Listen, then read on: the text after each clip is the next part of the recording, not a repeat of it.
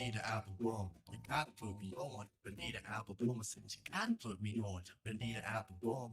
Gotta put me on. Benita Applebum. I said you gotta put me on.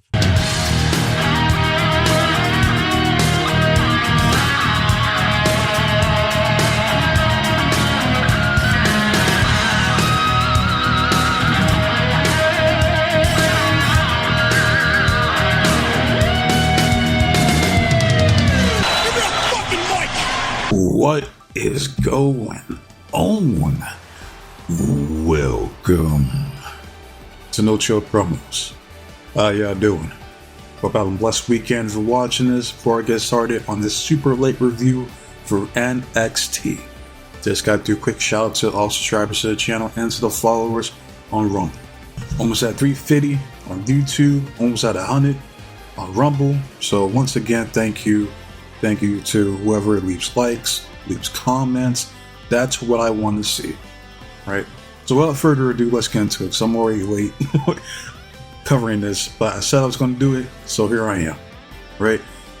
We start off with the same shit that they do every single week on these fucking shows. Why? I don't know. I will continue to raise that question every time I see these fucking shows. But we see random wrestlers walking into a building. First, we see A-Town Down Under, looking like they just got done off the set of White Man Can't Jump the remix. We then see the ruler of NXT, Obafemi, rocking his Okuma beads. We then see four beautiful women. We see the Legend of Lash and sorry, Miss Jackson. Woo, I am for real. Cara Jackson. And then we see the glow of the WWE and the EST of the WWE, Naomi and Bianca Belair. And then they're getting ready for their tag team match for the women's tag team titles in the main event. But to start off the show, we have a tag team match with some other ladies. We have the reigning, defending, undisputed NXT Women's World Champion, Julia. And she's teaming up with the Triple B, Big Booty Bailey, against CM Punk's groupies, that is Roxanne, and Core Jade. It was an okay match, but fast forward to the finish, which was Bailey hitting the diving Shawn Michaels-esque elbow to Core Jade for the 1-2-3. Julia and Bailey go over. After the match, Bailey shaking hands with Julia. She's looking at that NXT title. So at the next PLE, it's probably going to be Julia versus Bailey. Is Bailey going to win? Probably not, but you never know. Right, so that's all that happens. We move on to a promo package from everybody's favorite Eddie Dort. Right, man, this man's talking about his ancestors and that he's proven why he deserves to be in the roster, and I'm like, I don't care, man. I don't give a shit. Yeah, he better hope that Nightwolf from Mortal Kombat is one of his ancestors, because that's the closest he will ever get to being the NXT World Champion. Because at his current presentation, he has North American Champion written all over him. Like that's his limit. You know what I mean? I wouldn't put the world title on Eddie Dort. I'm sorry, not sorry. Moving on, we get a Grayson Waller effect from A-Town Down Under. And their special guest is none other than the NXT World Champion, the ruler, Obafemi, rocking his Resident Evil 4 Leon S. Kennedy jacket. Grayson Waller was like, look, it's the NXT World Champion Obafemi live in full effect. You know, you've been taking over NXT, haven't you? And then they're chanting for Austin Theory. Austin was like, y'all want to hear from me? And they were like, yeah. It's like, well, listen, Oba, all right, you've done things in a very short amount of time since you've been down here at NXT. North American Champion, the longest reigning North American Champion, in fact. Now you're the NXT World Champion, which kind of reminds me of myself. You know, the youngest United States Champion ever. It just pales in comparison to me, and I just don't see the hype. I don't get it. Oba says, you two don't see the hype, but I've done more at NXT in 2 years than both you two combined. But she's not lying. Grayson Waller says, hey, listen, pal. Last year at WrestleMania 40, while we were climbing up the ladders, grabbing and taking our rightful SmackDown Tag Team Championships. Your ass was up in the stands, sipping on your Capri Sun, watching us make history. You're down here in the minor leagues. We're on Raw, SmackDown. It don't matter. A-Town Down Under is making moves wherever we go. Oba says their SmackDown Tag Team titles. Well, where are they? I don't see them. What I'm doing here is building a dynasty, brick by brick, and best believe it will be made. And Austin Theory was like, hey, listen, we've seen guys like you before. You'd be a top draft pick on Raw or SmackDown. 6 months later, your ass will be catering. And then next year, your ass will be on the Indies fighting for a hot dog and a handshake. Right? We've seen it all before. There's a flash in the pan. I don't see the hype. I don't buy it. And you're not better. You ain't rocking with your boy ATL's favorite Austin Theory. Right? And at some point, the crowd was cheering, saying, you're not Grayson. You're not Grayson. Obafemi was like, there's a problem with you too, and why you guys are where you are right now. So you guys run your mouths. You guys run checks that your ass can't cash. You want to talk about me? You want to disrespect my NXT World Championship? Well, I'll tell you what, I'll lay down a challenge right now. February 15th, Vengeance Day. I'll put this title on the line against either of you two chumps. Who wants to step up? Grayson Waller says, I'll step up. I duck from no fade. I've been in the ring with some of the best. Cena, Owens, Rhodes, it don't matter. I'll see you at Vengeance Day, but they get interrupted by the final boss here in NXT. That's Ava Raine. She comes out, she was like, Oba, don't you forget, you're not the one that makes matches around here. I do. Alright? And then she was talking about, we're just gonna make a triple threat match at Vengeance Day. Trick, he's back there the whole time, pacing back and forth. He says, fuck that, goes into the ring. He's like, that title belongs to me. He goes to the ring, confronts the champion. He attacks, lays out A-Town Down Under like the jobbers that they are, runs into a pop-up powerbomb from Obafemi, and that ends the segment. So then next will be a match between Whoop That Trick Williams and Wes Lee. But before we get the match, we go to the Mean Gene position with the lovely Sarah Schreiber and Izzy Dane, who says that her connection with the D'Angelo family is strictly business, that they share a common enemy in Shawn Spears. That's it. Bada bing, bada boom, needs to be taken care of. Nothing more, nothing less. She gets interrupted by Rich Holland, who says, that's a bunch of bullocks. No, you're wasting your time with Tony D'Angelo, because right now, I should be the North American champion right now. He then gets interrupted by the other boss, chanting Stax Lorenzo. He says, hey, what the fuck is your problem? You don't talk to a lady like that. I just smack the shit out you right now. Rich was like, hey, I don't talk to lackeys.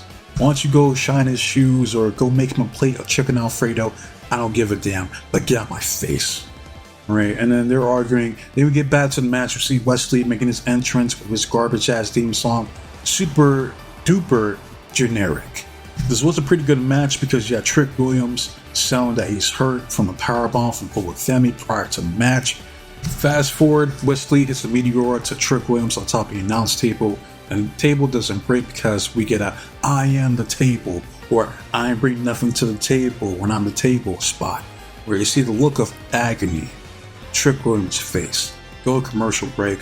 Fast forward to the end of the match. See Tyson and Tyreek, they're getting involved.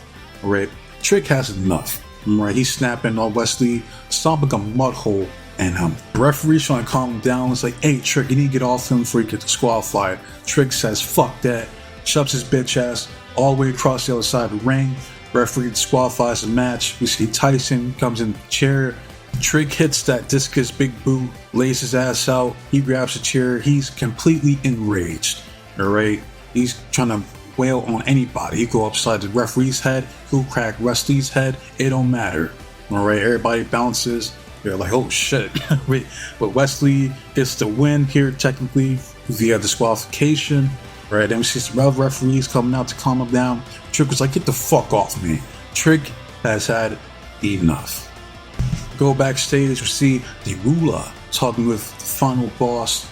Ava was like, you need to stop overstepping your boundaries. I'm the GM here. I'm the one to make matches. Uba says, well then do your job. What's my match at Vengeance Day? She was like, it's against Grayson Waller and Austin Theory.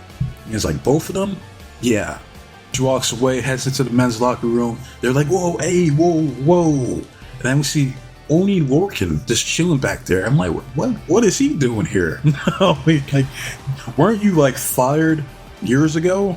And I don't recognize the other guys. Like one dude kind of looks like Al Snow, but pretty sure that's not Al Snow, right? She's talking to Trick Williams. He's like, what the hell was that? All right, you can't just go out here attacking referees and doing whatever hell you want to do. Where Trick was like, well, that's what happens when I don't get my damn title shot. Ava says, well, I'm telling you, just like I told Oba, at Vengeance Day, it's going to be Oba Femi defending his belt against Grayson Waller and Austin Theory. Trick was like, what the fuck they do to earn a fucking title shot? It's like, you don't think they deserve it? Fuck no, they don't. Alright, well, next week, prove it. And you're going to be in a tag team match. And guess who you partnered as? Man that you're trying to chase, the current reigning defending undisputed NXT World Champion, the Ruler, Oba Femi. And the look on Trick Williams' face, he had that Booker T moment that, tell me she didn't just say that. Alright.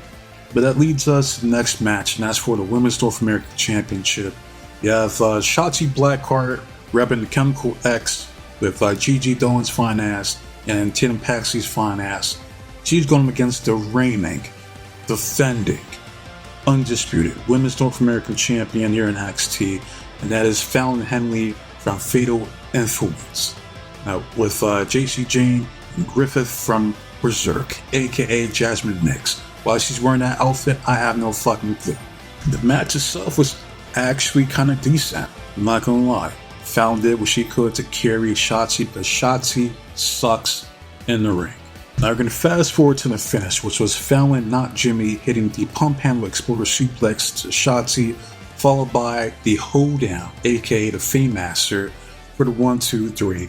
And still, the Women's NXT North American Champion, the sexy Fallon Henley. She goes over as she should, but she gets confronted by Miss Bonita Applebaum. Says, you gotta put me on. Hey Bonita, glad to meet you. She got them apple bottom jeans, boots without the fur, the whole building looking at her. That is the Chilean dime piece, the sexy goat demon that is Stephanie Van Kier. So at Vengeance Day, there's going to be Stephanie versus Fallon for the NXT Women's North American Championship. Too easy, that's all that happened here, so we move on. Next, we go backstage with Kalani Jordan and Carmen Petrovic. Carmen was like, thank you for helping me against Jada last week. Kalani was like, I didn't do it for you, I did it for me. Listen, you ain't gotta listen to me, you ain't gotta listen to Jada, it don't matter. But your delusions need to stop, because it's only a matter of time before Adonis leaves your ass. Walks away, Carmen was like, ugh, what a bitch. And then that's it. Kalani is not wrong, because it's only a matter of time for Adonis steps out and gets himself another snow bunny on the side. I'm just saying. But we move on, we see it's not confidence, it's all ego. Mr. Ethan Page making his entrance. We go backstage with the final boss, Ava, Sarah, Roxanne, and Cora Jade. Ava tells Roxanne that, listen, at Vengeance Day, there's gonna be Julia versus Bailey versus you in a triple threat match for the NXT Women's World Championship. Cool? Roxanne's like, yeah. And Cora Jade's like, fuck no. She bounces. We get back to the match. We see here in attendance Killer Mike, who's at Raw. Now he's at NXT because their NXT is still here in Atlanta. Right? So cool to see Killer Mike here. He's a true wrestling fan. Then see Cedric Alexander coming out, who this is his first time back after sustaining a wrist injury from the hands of Mr. All Ego. This was a good match. Alright, I appreciate the selling from Cedric. We fast forward to the finish, which was Mr. All Ego capitalizing off of Cedric's wrist to hit that diamond cutter for the 1, 2, 3. Mr. All Ego goes over. Right? And then we see the young OG, Javon Evans. He jumps over the fucking ropes, attacks Mr. All Ego, clotheslines his bitch ass over the ropes, and that's it. We then go backstage with Fatal Influence. JC was like, Stephanie, you got a lot of nerve thinking you could just step up and challenge Fallon Henley like that. And I didn't forget you putting your nasty hands on me a couple weeks ago. Right? Fallon was like, yeah, that's right. Come next week, JC here is going to teach you just exactly how Fatal Influence can be. JC was like, yeah, I could beat the La Primera's ass next week. right? And they're slowly teasing dissension between JC and Fallon here, right? So I wouldn't be surprised if, I don't think Stephanie's going to win at Vengeance Day, but I mean, I'm all for it. Like, Stephanie here is one of my favorites in NXT. So, but we shall see. All right, but next we get a video package from Josh Briggs and Yoshiki Inamura. All right, basically Josh gives him a bootleg Sons of Anarchy vest. So now Yoshiki is a prospect here in NXT. He thanks him for looking after him in America. Josh thanks him for looking after him in Japan. There you go, too easy. That leads us to the main event. That's a tag team match for the women's tag team titles. And we see metaphors, the legend that is Lash, and I'm sorry, Miss Jackson, ooh, I am for real. Jakara Jackson, and they're going up against the reigning, defending, undisputed women's tag team champions, the Glow and EST of the WWE, Naomi and Bianca Belair. And this was easily the match of the night for a variety of reasons, because there's a whole lot of cat in this match, right? 4 fine-ass women tearing it up in the main event. Love to see it. The MVP was Lash doing a cartwheel moonsault in the middle of the match, and the crowd was like, holy shit. I think the crowd even chanted, holy shit, holy shit, holy shit, because that was very impressive. And I said this before, but I'll say it again. Lash is better than Jade Cargill. Like, if I had to choose between Lash Legend, Jade Cargill, I'm going with Lash Legend 11 times out of 10. Sorry, not sorry. While these two tag teams are tearing it up in the ring, we see Cora Jade, she's pissed off, whining, bitching, bellyaching to Ava about not being in the title match at Vengeance Day. And I'm like, first off, I don't want to fucking see Cora Jade right now. I'm trying to enjoy this main event. And aren't you going after Masha anyway? Fuck you complaining for, trying to eat up all the cake. Everybody's cake, man. Get the fuck out of here. Getting back to this exhilarating match, we see Lash and Jakara hit their tag team finisher to Naomi. They're about to win, but Bianca breaks up the pin. Right? And then we fast forward, and this was I don't know if it's a botch. It kind of looked like it was, I'm not gonna lie, because Jakara pretty much rose up Naomi 1, 2, and then you see the referee literally has to stop, because that would have been a 3 count. Alright, we should have had the no. You know what I mean? But no, Naomi counters it, like 5 seconds later. Alright, like Jakara should have won there. Come on, man. Just saying. Just give them the fucking belts. But doesn't happen. Naomi counters it, gets out of it. The tags in Bianca. They hit their double KOD to Jakara for the 1, 2, 3. And still women's tag team champions Naomi and Bianca Belair. Solid main event overall. Match, it does slow down at some parts, but Lash and Jakara, they're still inexperienced. They'll get better within time, and they already are, right? They're showcasing here what they got to offer, their skills, talents, and abilities in the main event. They should have won, in my opinion, but they're gonna give it to fucking probably the Boondock Saints, Liv Morgan, and Raquel Rodriguez. Do I want to see that? No, but it ain't up to me. That's how the cookie crumbles. It is what it is. And that's all that happened here this week's episode for NXT. So let me know what you guys thought of this episode, your favorite moment, favorite match, all that good shit. Like if you like, hate if you hate. It's all the same to me. I just want to see the engagement and feedback from you guys. Right? Next video, I'm going to knock out the AEW video real quick. And if I have enough time today, I'll try to knock out the NWA video. And I'll try to do the GCW video tomorrow. There will not be a Rumble review unless you guys request it. There's enough request for me to review it. I'll think about it, but as of right now, I ain't watching. So with that said, I wasted enough of you guys' time, so be safe, be blessed, take care of yourself, protect you and yours, loved ones, stay warm, stay dry, stay frosty. Most importantly, trust in God. I'm out of here. Until next time, we'll be here in a little bit, a few hours. Adios.